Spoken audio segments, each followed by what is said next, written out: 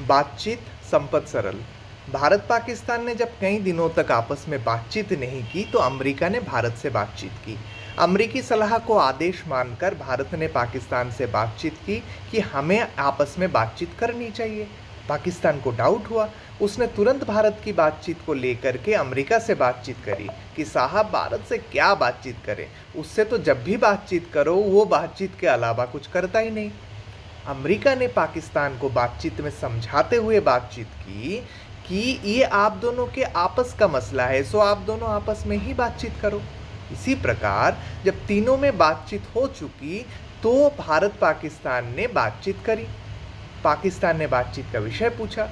भारत ने कहा कि किसी भी फाइनल बातचीत तक पहुंचने के लिए ज़रूरी है कि हम लोग लगातार बिना विषय के बातचीत करें।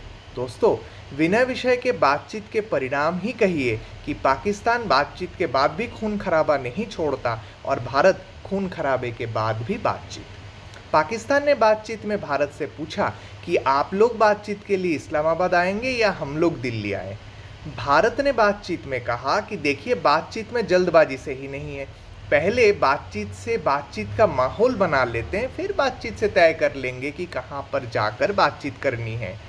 या तो आप लोग बातचीत के लिए दिल्ली आ जाओ या हम लोग बातचीत के लिए इस्लामाबाद आ जाते हैं। जगह बदलने से कौन सी बातचीत बदल जाएगी।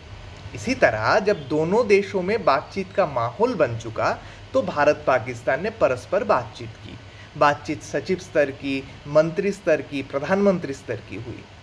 अब देखिए, इस बातचीत में सचिवों, मंत्रियों, प्रधानमंत्रियों ने बातचीत तो करी मगर स्तर चुप रहा, उसने कोई बातचीत नहीं की।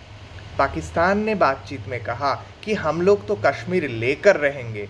भारत ने कहा कि हम लोग कश्मीर सुई के नोक के बराबर भी नहीं देंगे, चाहो तो दोबारा बातचीत कर लो। तो ये है पूरा व्यंग कविता।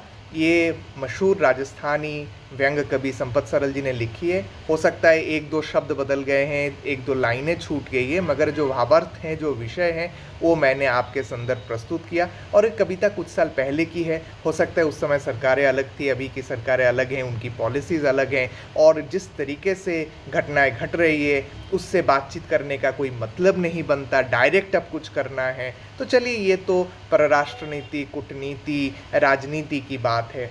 हम लोग इस चीज़ को लेकर के जितना भी हमारे अंदर आक्रोश है, गुस्सा है, इसको व्यक्त करें, मगर ओवरऑल इंटरनेशनल एस्पेक्ट को देखते हुए भी ही सिद्धांत या डिसीजन लिया जाएगा। तो चलिए, सब लोग एक्सपेक्ट करते हैं what ever is the best possible that will be done. Thank you.